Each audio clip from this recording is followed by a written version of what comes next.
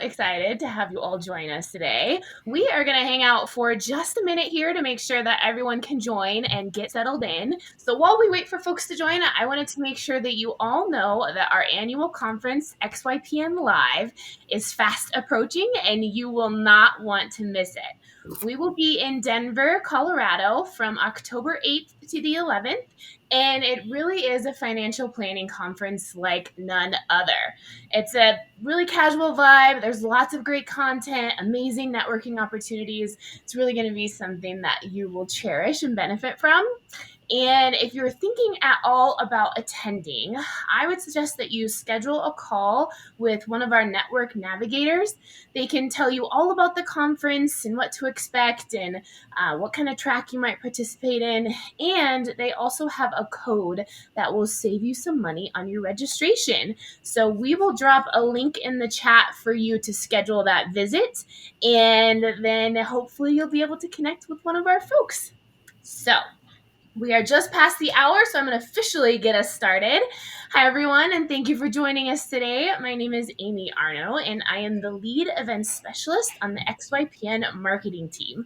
Today, I am thrilled to host this webinar, Evaluating, Refining, and Increasing Your Fee, with two of our members, Cote and Tanya Nichols. I do want to point out just a few housekeeping items. On the right, the top tab that you see is the chat function, and below that is the Q&A module. So if you do have any questions for us to address throughout the session, please submit them in that Q&A module, and we will be sure to get them answered towards the end. Normally, we host these webinars every month, but we will be taking next month off for XYPN Live. So please keep an eye on our events page and register for our November webinar, which we will be announcing soon. So thanks to our guests for their patience as they got through that. I would now love to have our panelists introduce themselves. Tanya, can you please introduce yourself and tell me a bit about your firm?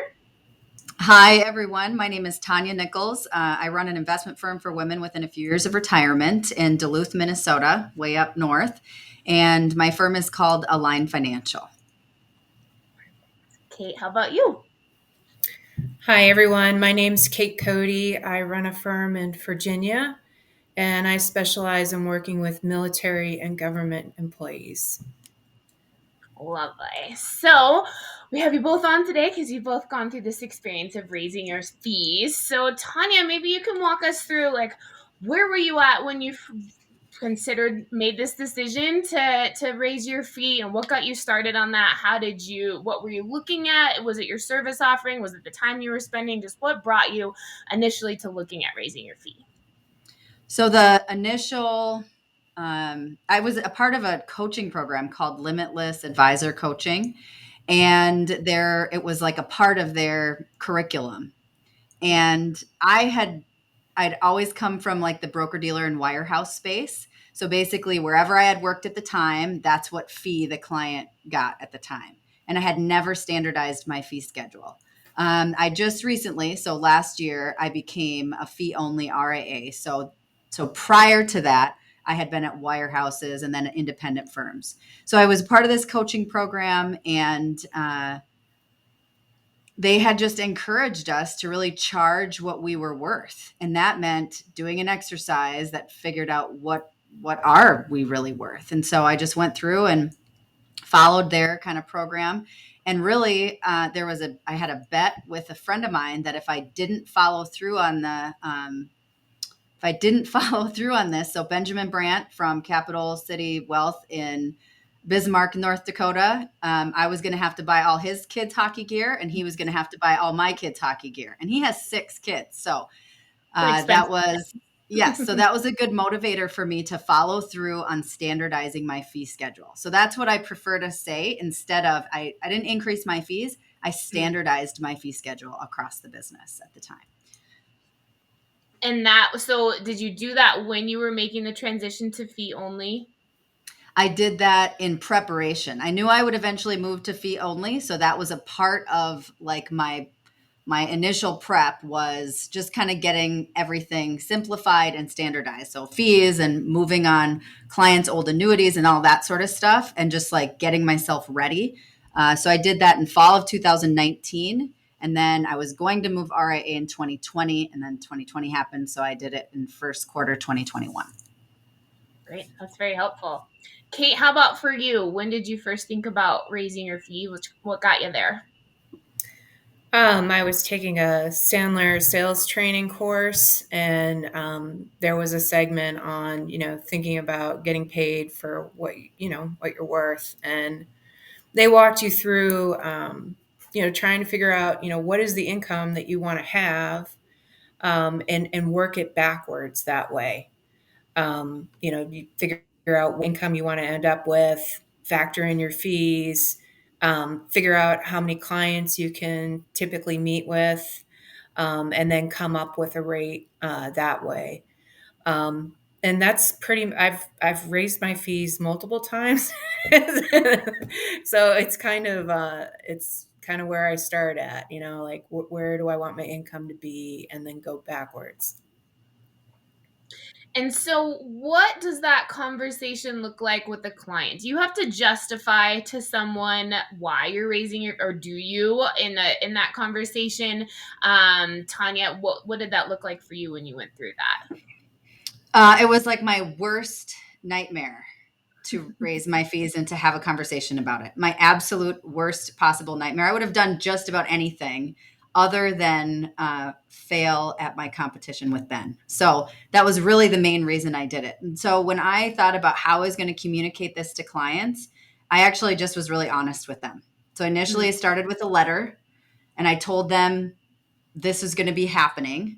And then I do surge meetings, which I'm sure people are familiar with. So we meet in fall and spring. So right before, they got a letter in the first week of September. And then when I was meeting with clients in September and October, I had a conversation with each of them about it. And I had to have them all sign new fee schedules at the time. And so each one of them, if they hadn't sent it in already, I discussed it and did it then. So it was very scary, but most of it is just in my mind. I think Kate made a really good point. This is about creating the business and the life that you want. I listened to a seminar once where they said, I don't have a socialist practice. And so why should some of my clients be subsidizing my other clients? Like, it's just not a practical. And some could argue because I charge AUM that aren't I already doing that? But if you set that argument aside and just say, well, I should have a minimum and a standardized fee schedule of some sort. And that is how I remain sustainable for the long term. So I actually owe it to my clients to create a business where I can still learn and grow and thrive, and that I'm not like overwhelmed by volume to where I can't even function because I just need another new deal to come through so I can pay the bills this particular month. So I think Kate's right on. You start with the end in mind, and that's largely how I worked it out too. So yes, I did have personal conversations about it. It was awkward in some cases, but not in many others, because most of them don't want to talk about it either. Yeah, absolutely. Kate, how about for you? I didn't explain it. I just, I worked at the time, I was working with a lot of people on an hourly basis. And so when I would reach out to say, it's time for us to do the annual review, I would say my fee is now this much per hour, and then typically, we spend this amount of time to do the annual review. So you can expect to pay this amount. And that was it. And, I didn't notice any pushback, like no one questioned me about it at all. I mean, they actually, one client actually commented, he goes, I was wondering how you were making any money with the fees you were charging. So, I don't think it was a surprise to anybody. That's great. One other item. Oh, go ahead. sorry, Amy. I was just going to add, I did more explaining than I probably needed to. I love that Kate shared that. But I did refer to some of the fee, like Kitsis does the articles on what the average fees in the industry were. And I did cite those articles in my letter, and then I did discuss it with clients there. So I said, I think at the time, the average fee for clients under $1 million was 1.62%. And I just explained that in some cases, that's for investment management only. And the work that I'm doing with you, Mr. Client, is, miles beyond just investing your money. So we're not going to be the cheapest and we're not going to be the most expensive. But we think that we're going to be the most thorough about your personal financial situation. So I did do some explaining and I based it on data, which made me feel safe and comfortable, which at the end of the day, not every client needed that, but I needed that in order to be convicted about my fee schedule. And that was the most important thing, that it was to me. I don't think everybody has to do that, but to me, I had to have it based in something that somebody Yeah, else researched. absolutely. I want to address a question that we got real quick. Looks like we need a little bit more context about setting your initial fee schedule. So Miles has asked, for a very familiar to the REA space, but a new firm owner, what does it look like to create your initial fee schedule? Does it make sense to start low and plan to increase your fees a few years into the process? So I guess, can you walk us through a little bit how you got to your initial fee schedule? Did you have any regrets about that? Tips and tricks for when you're first getting started and creating that for yourself. Maybe Kate, you want to start us out here? Sure. So I came from working at Fidelity Investments in the operations department. I was not an investment advisor. And so when I started my firm, I was just like, oh yeah, $100 an hour. That sounds great. And then that's how I started out. But oh boy, does it become pretty clear right away that, that is definitely not sufficient. Um, so I know I already said this, but again, like I really think that you need to look at your end goal of what you want to earn, and I mean, there's statistics out there. Michael's always great about pointing those out at the XY Planning Live event, but I think at the last event he said that the average investment advisor makes $170,000 a year. Um, so you kind of, I guess you would have to determine, I mean, based on the services you're providing, what it is that would be fair for your fee. But keeping that in mind, like the average investment advisor, I mean, that could mean anything, just AUM, you know what I mean? Not financial planning, makes $170,000. If you're doing financial planning and investment management, I mean, why wouldn't you earn that much? Mm-hmm. And Kate, with that $100 an hour, what were you covering in that? So was that financial planning and investment management? What did you offer for that fee? That was my my hourly financial planning rate. I also had a 1% of assets under management fee for anyone who was using the investment management service. Got it. I think that's super helpful. Thank you. Tanya, how about for you? I don't know I think you want to look at your personality. So Miles is saying, like, do you start low and then plan on transitioning to higher later? Like, there are those of us who naturally underestimate our abilities and our value. And, I grew up in the wirehouse and banking world, and I will tell you that there are plenty that overestimate their skills and abilities. So I think you need to figure out, who are you in that mix. Yep. And that could help drive. And then I think you begin with the end in mind. Like, are you creating a business that's sustainable? If you're charging, $50 for initial 30-minute session or $100 an hour, how many clients do you have to serve to get to whatever your target? If you want to make six figures by the end of your second year, like, how do you put all of that together? If you're already making 250 and you want to push it to 500, how in income, I mean, how do you double your income? How much do you have to charge each client? How big do those clients have to be? I think that's actually the key, because if you are doing meaningful work with your clients, if you are giving them like real advice about their lives, there is incredible demand. Mm-hmm. Incredible demand. So in my opinion, if you're experienced, you cannot charge like too much. I mean, my fee, the base fee in northern Minnesota with a median household income of $44,000. Okay, this is the community that I live in. We have a minimum of $750,000 in new assets. We manage all of our clients' assets, and the fee for that is 1.47%, which works out to be somewhere in the neighborhood of 12 grand a year. Mm. So there's no shortage of demand if you can get your message clear and if you have the experience to offer. So to Miles's pointed question, which I danced around, if you are the kind of person that underestimates yourself, start higher than you think you should. Start with a number that gives you a pit in your stomach, that makes you feel sick. Like, how is anybody going to say yes to you? And maybe go run that number by 3 or 4 of your colleagues and then go back and make sure you're on the right track. Can I add something? Yeah, please.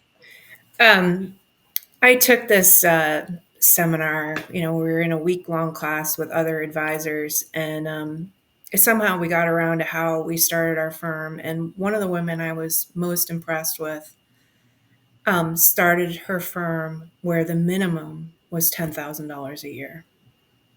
Mm. And that it just you can charge whatever you want.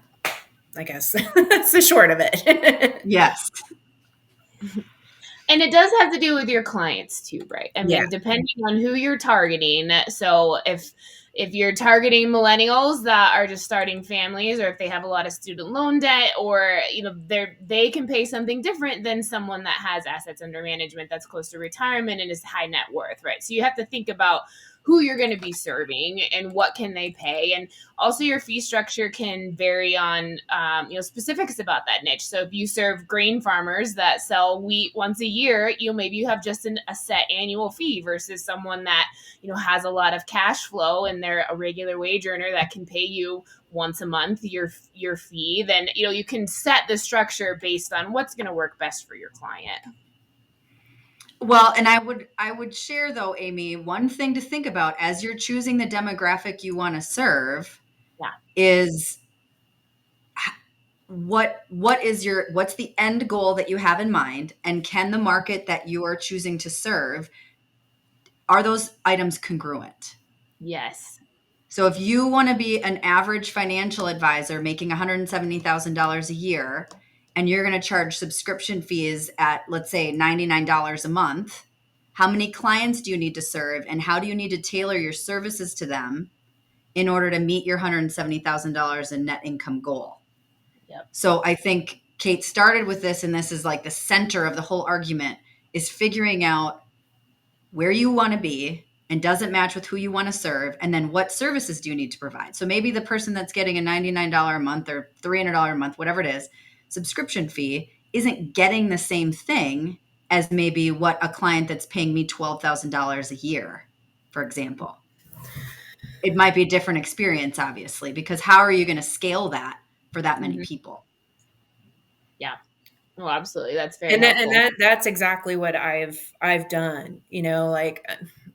So I do try to work with people that are more middle of the road income and assets wise, and so yeah, I set like the minimum subscription fee that I want people to pay, and I thought about how much do they earn, can they afford this, and I kind of related it to, okay, well, this is less than most people's car payments, or or the equivalent of a car payment. I mean, I know car is like a necessity, but so are we, right?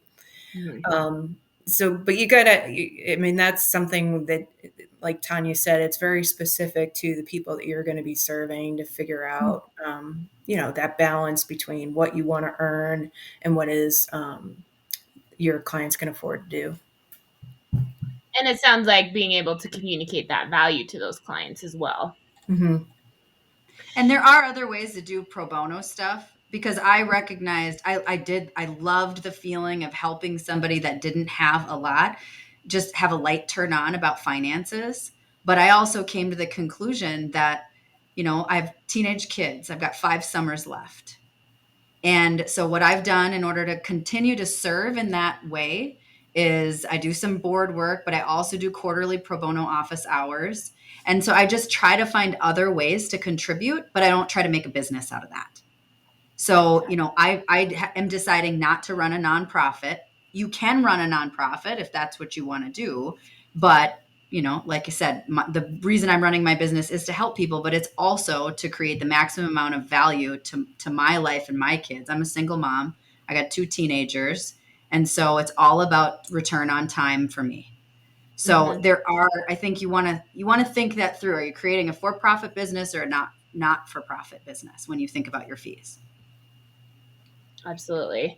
And so I know, Tanya, you've only been AUM. Have you had people ask you if they could pay on a monthly subscription or something different? I guess, like, do people seem to like one way or another better in your experience? I have had people ask about flat fees and hourly fees, retainer fees, not a ton. Mhm. But when they do, I just say no, but I'd be happy to refer you to people who do. I don't Yep. want to do project work. It's too time consuming and you don't know people well enough or it's hard to know people well enough in order to make a really big impact. I don't feel like that's where my strength is. My strength is in managing those relationships over 10 or 20 years. Gotcha. So I just And say Kate, no. yeah, makes sense. Kate, how about for you with, having this mixed fee structure? Do people seem to prefer one over the other?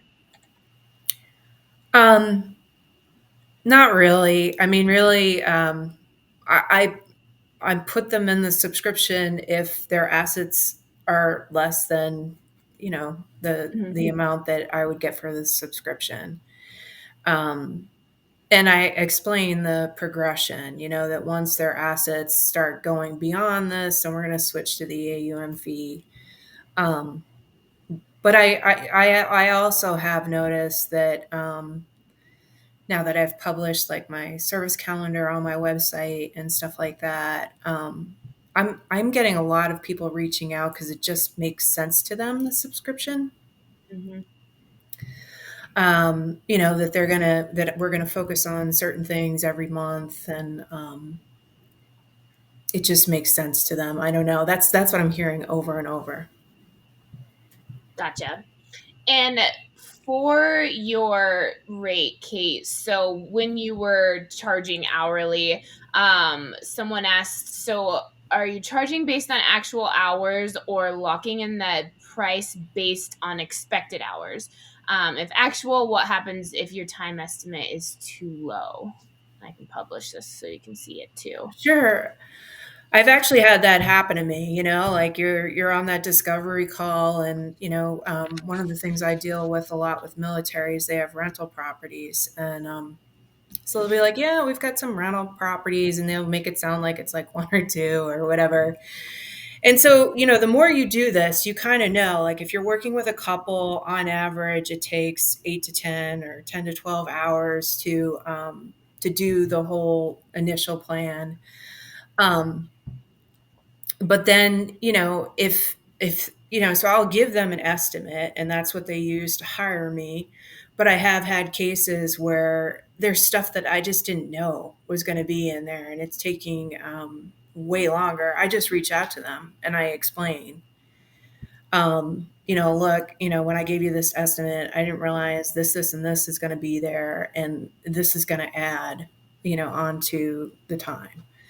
um, I mean, if you just explain why, I've never had anybody give me pushback. Mm-hmm. Yeah, I think, and that's like I think a similar experience people have is like working with a CPA. Like they might quote you on what your tax return is going to cost, and then if it's more complex and it takes more time, you pay more. I think it's just framing it for some people, they just don't always see it how they have been paying stuff. So I think that absolutely makes sense. Let's see. So we've got our fees established. We started our firm. So when you do decide to make this change to your fees, what does it look like from a compliance standpoint? So, Tanya, I know you went through a lot of compliance changes all at once, I'm sure, making that change. But what specifically do you have to do to make a fee raise? Is it update your ADV, new client agreements? What does that process look like?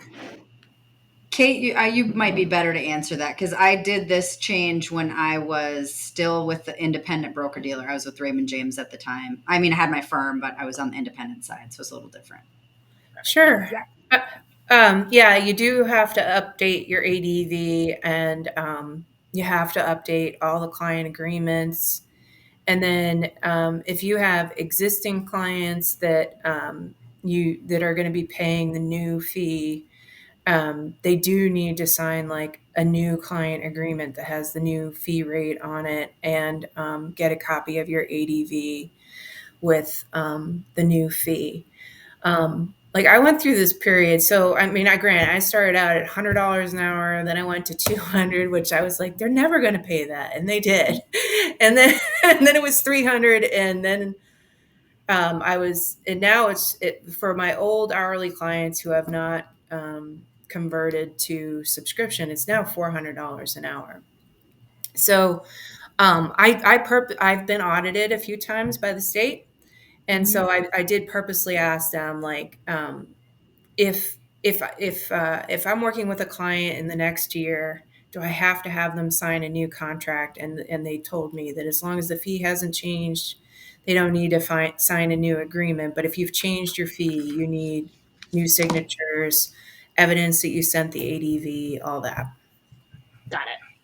I will add that if you lower the fee, which I did do, so I actually lowered my fees after the move to fee only, because obviously with custodying with Fidelity, I had a considerable cost savings to the business with the whole transition. So I just explained to the clients in a newsletter. I do monthly newsletters. And I just explained to the clients that in order, being on the same side of the table, I wanted us all to benefit from the cost savings. And so I didn't tell them this, but like my staff got a raise. I obviously got a raise. The business improved some technology, and then the clients got a fee cut. It was only 3 basis points, but I mean, that was real money to the firm. And we just did it across the board. And I belabored over that forever. But turns out you didn't have to have, in the state of Minnesota, they didn't have to sign the ADV for that change, but we did send out the like the new ADV that just with the annual update, and changed that shortly after. Great. Super helpful. Do you think that there's a better time of year? I mean, are people more receptive to this kind of shift at the beginning of the year, or when the market's up, when the market's down? I guess when do you communicate this? When do you make this change? Maybe Kate, you want to kick us off? Sure. I did, like I said, I didn't do a mass communication. It's when I'm going to do the annual check-in or something. That's when I communicated it, when I was reaching out for them to schedule. So I can't really think of I can't think of a situation where like one specific time of the year would be better than another. Sorry. Yeah, I would agree. And I did mine all at once only because if I didn't do it in a letter form, I wouldn't do it. I would chicken out at all the meetings. So Kate's way braver than me. Gotcha. Let's see. So we got a couple questions people have submitted. So is anyone getting pushback on billing AUM fees in Roth accounts? No, I would No. check who is giving you pushback, because maybe they're not ideal clients. Okay. Pretty resounding no. And then one specifically for you, Tanya. What are you doing in portfolios? Do you need more context for that, or does that work for you? I just do well, yeah, that might have to be. So I created a 4-step investment process like 5 years ago. It's based on a bunch of Vanguard's research about how often to rebalance, etc. And in lieu of using and outsourcing and paying anybody else, it's 1/3 active, or excuse me, 1/3 passive, 2/3 active, mostly open-ended mutual funds and ETFs. And it's like 5 or 6 in each model. So it's simple. The goal is that it is simple, and that it's something that I can manage myself. Okay.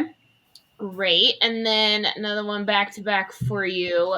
What are your thoughts on tiered AUM pricing, meaning charging 1% on the first million, 0.9% on the next million, etc.? I think if you're starting out, that is likely a better option because the way mine worked, it was the break point where once you hit a million. So, like for my fee schedule, it's 0 to 1 million is 1.47%. Well, 750 to a million because the minimum is 750, but so it's 1.47%. And then once you hit $1,000,001, it all goes to 0.97%. Well, so that means somebody with $1,000,000 is paying less than somebody with 750,000, which I don't know if that just feels kind of funny to me. But if I were to change it, that means increasing the fees on like a lot of my existing clients. Mm. And so that's probably like a 2023 or 2024 project to figure out how I want to do this because I think I'm probably charging more than I need to on like above $3 million, and I need to kind of fix some of that stuff. So that's another project for another day. So if you can, I would tier it right out of the gate. Okay, great. Kate, do you do any tiered pricing like that? Kind of. My fee is 1% up to $1 million, and then there's no fee above $1 million. Okay, interesting. And And why did you decide to do that? because I'm a really small firm, not like, I mean, really, like, I know this sounds weird, but how much money do I really need to make? To me, $10,000 a year for the financial planning work I do and the investment management, right now, that's enough. I mean, probably what I'm going to have to do in the future is, gradually increase it a little bit. You know what I mean? Like Hmm. maybe it's 1% up to 1.1 million or 1.2 million. You know what I mean? Um, and it was for just like making it easier. Hmm. Gotcha. And how has changing your fee structure changed your firm? I mean, did it make it so you could take on fewer clients or have more touch points for your existing clients? For your existing clients. I guess how did that change that? Does that make sense? How did the changing my Yeah. fees? Yeah. Did you have? I mean, were you able to have fewer clients? Did you want that? I guess like as you raise your fees, like what? How did it change the sort of makeup of your firm? Yeah. So when I was doing hourly and I kept raising my fees, part of it was to limit how many people hired me. I mean, I was getting hired all the time. I think I was too cheap.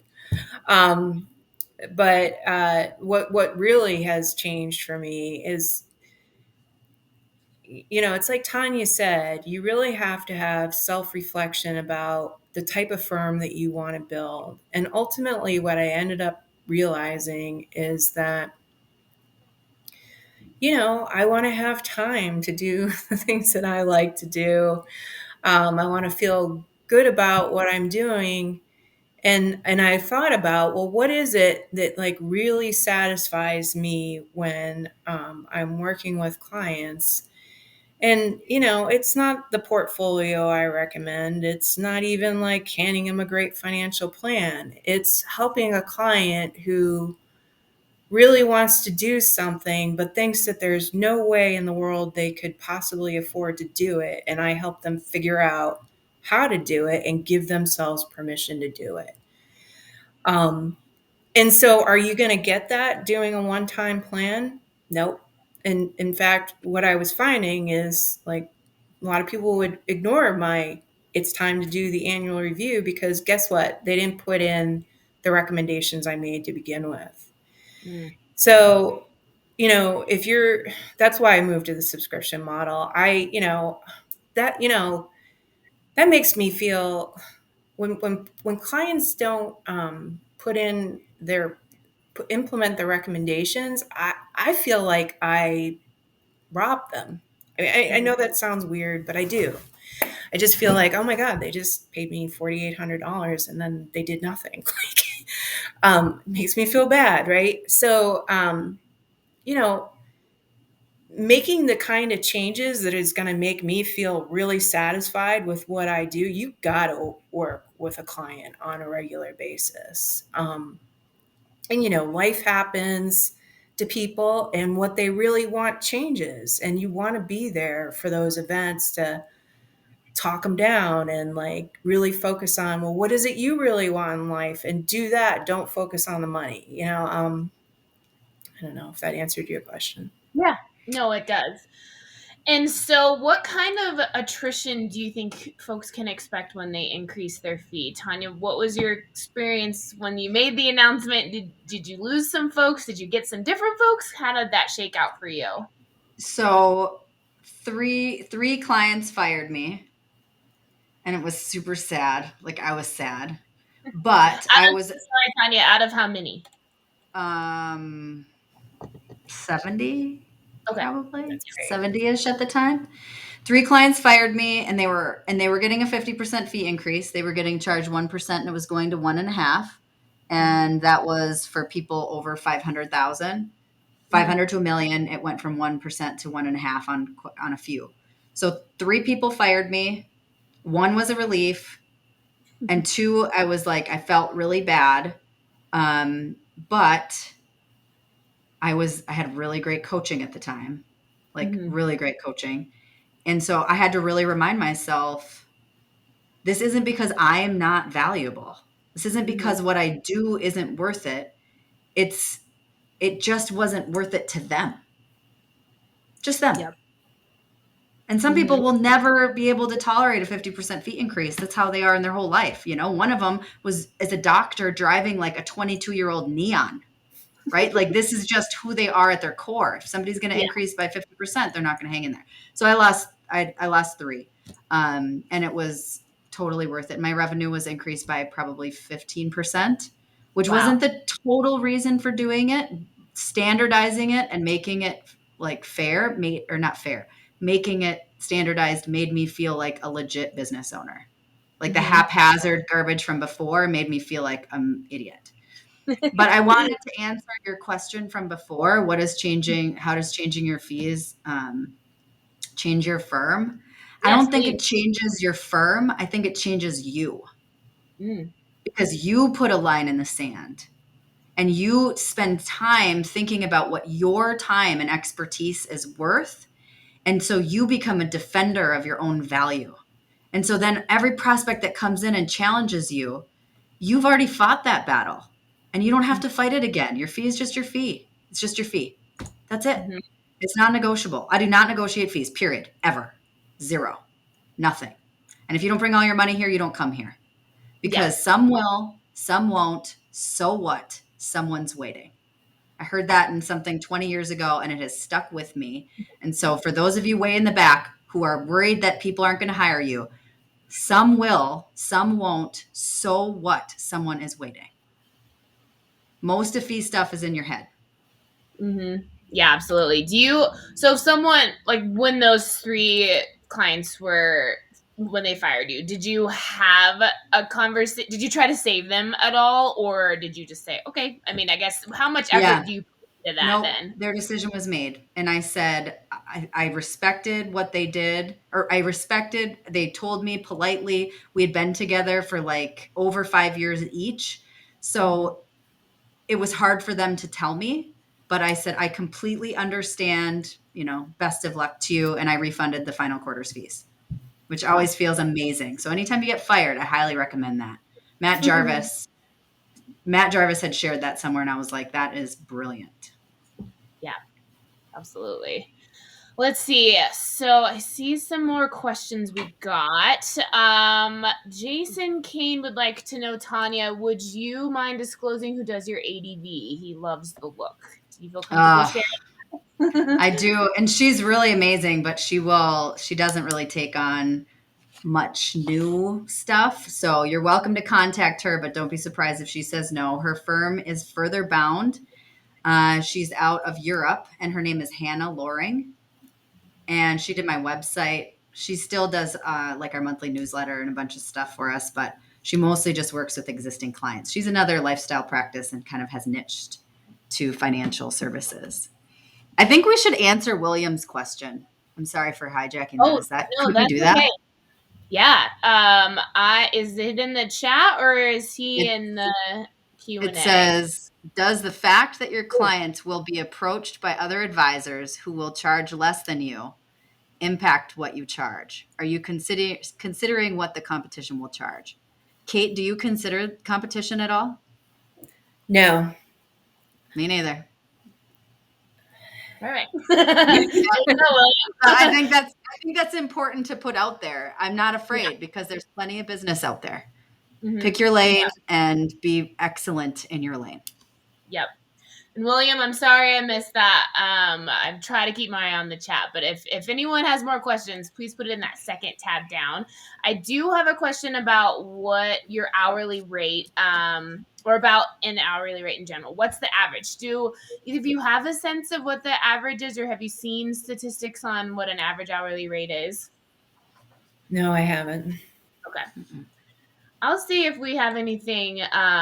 Maybe we can get Colby to dig around for us and see if we have anything at XY that we can offer as a resource for that.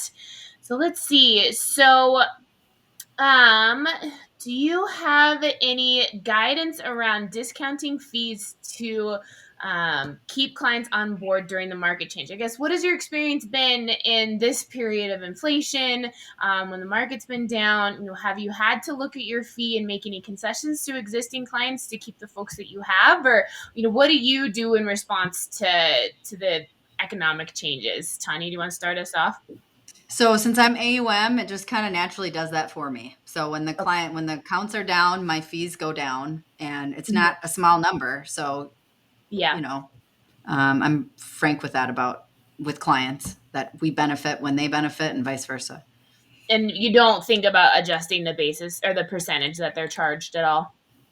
No, Okay. no. The fee schedule I created a system I create a process that I review this fee schedule every 3 years. So, Got it. and I'm just upfront with that with clients that come on board. Like, just note this is the fee schedule and it will be reviewed every 3 years. So we did it in 2019, and then we did it again in 2022 or 2022. Oh my God, Gotcha. 2022. Great. Kate, how about you? Yeah, no, I same thing. I mean, with the AUM, if the market's down, I'm not earning as much, right? And actually, I did get some feedback where people are very happy to be with me and not doing it on their own during a market downturn. And in fact, I mean, it's so much easier to convert people to AUM right now than it has been in a while. I mean, that's what people find. That this is when, I mean, especially the last 10 years, all you had to do, large cap growth, tech, like, well, it's all changed. So yeah, people are definitely looking for guidance, so it's really easy to sell the AUM model right now. Okay, gotcha. And so, I've got a question around that was pre-submitted.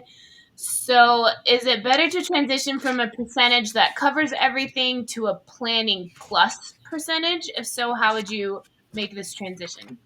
That makes sense to you too? Okay. Go ahead, Yeah, Kate. yeah, so I struggled with that. It's like I did that work backwards, and I realized, like, knowing how many clients I had the capacity to grow my firm to and stuff like that, that I was going to have to charge that minimum, right? And so that's how I did it. Like, if your assets under management didn't meet that minimum, then that's where they're on the subscription program. Um, I think that answers the question, right? Yeah, absolutely. Thank you. And so, when you raise a fee, is it just across the board, or do you have to make a decision for if it's just for new clients, or just for existing clients? I don't know how you would do that, but like, how do you decide if you just do it for new people or if you do it for everyone? So I'm actually going through that process right now. I have a lot of people who just pay me the AUM fee and they have less than $500,000 under management. And so what I decided to do this year was they're experiencing maybe about half a year of what the new service calendar looks like. So they're hearing from me a lot more. And then I am going to be, saying, look, if you want to continue this level of service, then I'm going to need you to pay an hourly fee instead of the AUM fee, or not, no, no, the monthly fee instead of the AUM fee. And then if they opt to stay with AUM, then I'm basically not going to be doing really any financial planning work unless they do pay me an hourly rate. And eventually, you know, like I'm going to hit capacity, right? And so, am I going to keep the client that is paying me $2,000 a year versus a client who's going to pay me five? I will be asking them, like, this is it. Like, you either move to the schedule or you're going to need to find another advisor. That's how I'm planning to do it. I did all at once. And Mhm. one thing I haven't done, in full disclosure, this is my next level of iteration, is I still have 20 clients on the board that don't pay the minimum fee out of Mm. like my 80 or 85. And I have been trying to move them on. I even interviewed advisors that I'm going to just give them to, and I still am a big chicken. So so I didn't employ my minimum fee for existing clients, in full disclosure. But new clients coming on, I won't take anybody under the 750 now. Okay. And it was 500 a couple of years ago. I moved it to 750 this last year, right before the market tanked, of course. And but I still have 20 clients that I have to decide what to do with. But I just have a hard time Yeah, exiting clients. So I hear you. Are either of you taking on new clients right now? Do you have to keep a waiting list? I don't have a waiting list, but we are taking on new clients. But the Okay. nature of like who comes on board is like, it's just pretty specific. Mhm. So it's like not everybody says yes, and that's okay. Yeah, gotcha. Kate, how about you? Do you have a waiting list? Sounds like you're busy. Yeah. So Tanya mentioned the surge meetings. I'm doing that too. And I have found that there's no way I can take on a new client during a surge. So, I mean, I'm not creating a waiting list. I just block off the calendar with where no new prospects can schedule a meeting with me during that time. Um, I can't remember if that was just a reminder to myself. I think I need to do that because the search is coming up. So, Gotcha. And I got another one for you, Kate from Ross. He would like to know, can you expand on your subscription program? What does it include? so, if you look at my website, there's the service calendar laid out by month, and it looks like I'm doing a lot of work every month. But honestly, you can't do you know a lot of work. But I've modeled it in such a way where I'm gathering information each month, or I'm doing something each month that basically leads up to the spring meeting, and then we cover all of that. So, like, the main gist of the spring meeting is to do the tax planning analysis. And then you'll see that there's things that I'm doing over the summer, and literally it could just be like I'm sending out an email that's informative to get them thinking. And then like, for example, my fall meeting is going to be around estate planning, making sure that we've gotten all the things done that have to be done by the end of the year. So with the estate planning piece, I'm sending out like an article that talks about the different types of documents that you should have, and what I would like I recommend. And then that, hopefully they're going to be thinking about that in my fall meeting. We're going to talk about what they do have, and make sure everything's in order. Gotcha.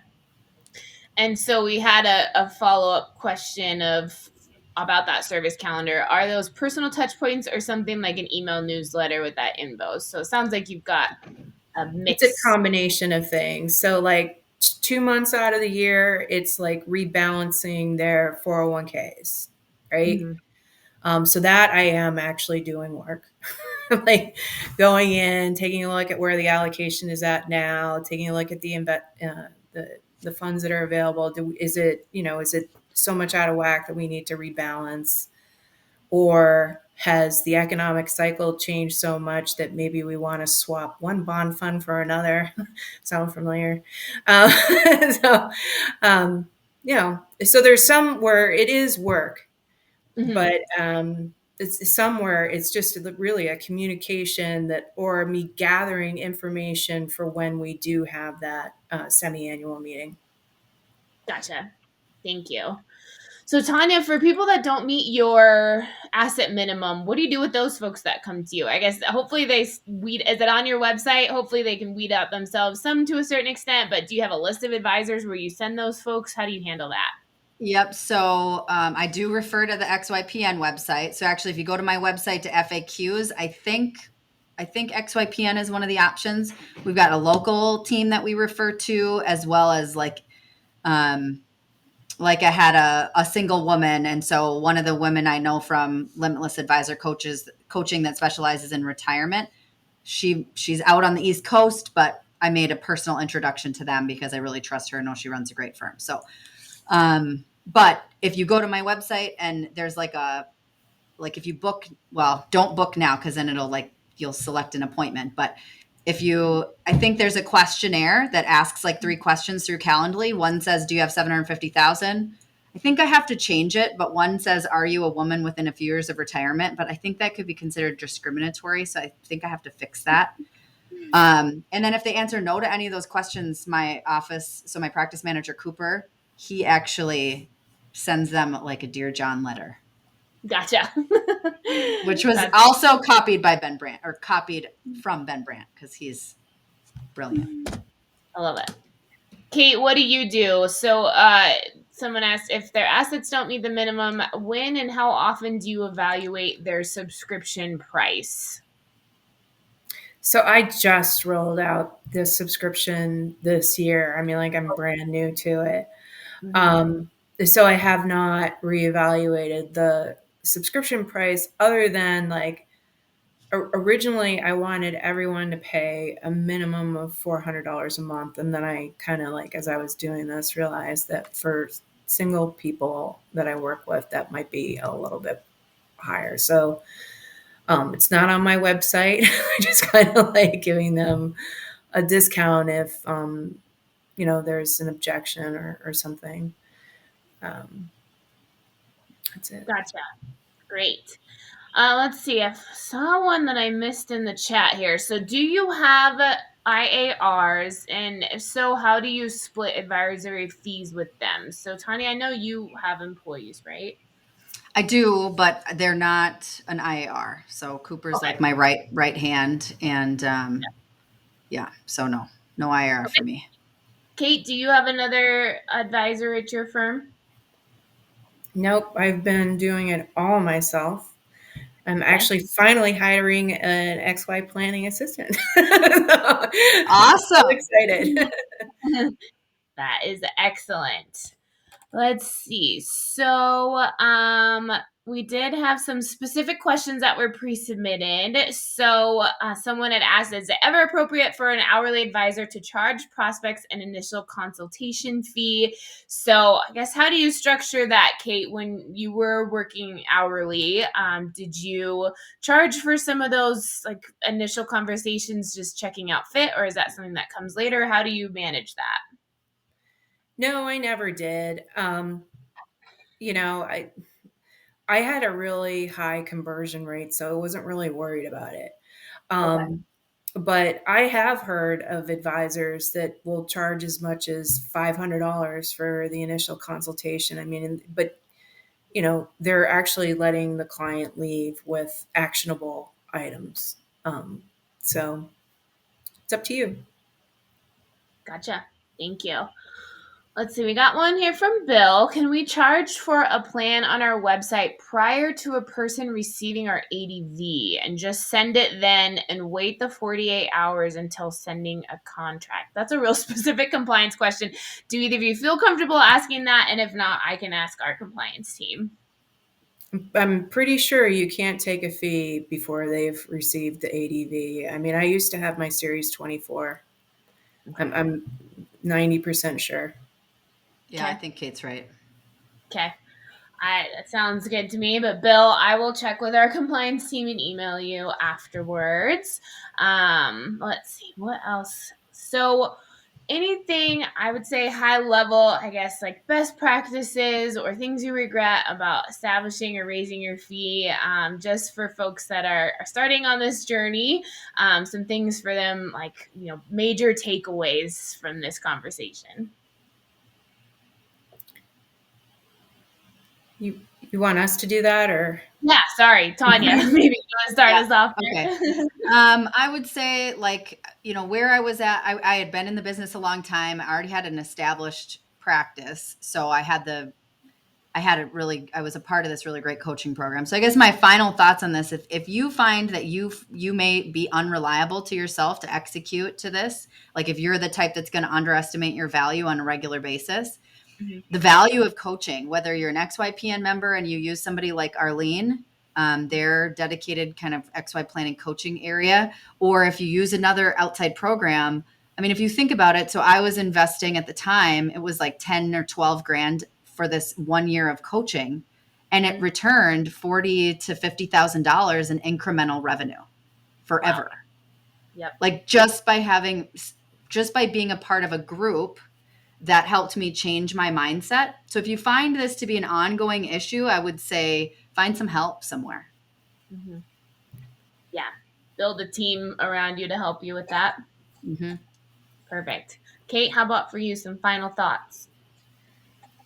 I actually would start with thinking about how do you want your life to be working, like your lifestyle to be working, like what do you want to be able to do, like in your personal life versus your firm. Like for me, same with Tanya. I had young kids, right? So I was trying to figure out how could I be there for the doctor's appointments and when they're sick and all that.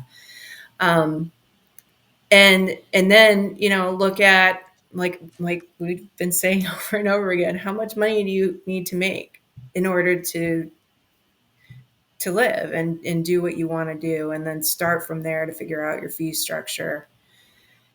And then the last thing to do is figure out if your target market can support that fee, right? And then if they can't, maybe you need a different target market. Absolutely. Oh my gosh, that was a lot of information, a lot of really helpful information. I really appreciate both of your time. We're almost to the top of the hour here, so I just want to wrap up with a couple quick reminders. If this got you interested a little bit more in XYPN membership, we're going to drop a link in the chat for you to schedule a call with one of our network navigators. You can talk all about it, and that conversation is confidential. So please schedule time with them if you're interested. We also would love your feedback on this webinar and to hear your ideas from future topics. So if you will see at the top of your top left of your screen, there's a back to the lobby button. If you'll push that on your way out of here, then that will take you to a survey. Just love to hear what you think about this content today. And thank you again to Kate and Tanya. This was excellent. I appreciate both of your time. Thanks everyone. Perfect. All right. See you, everyone. Have a great day. Thank you.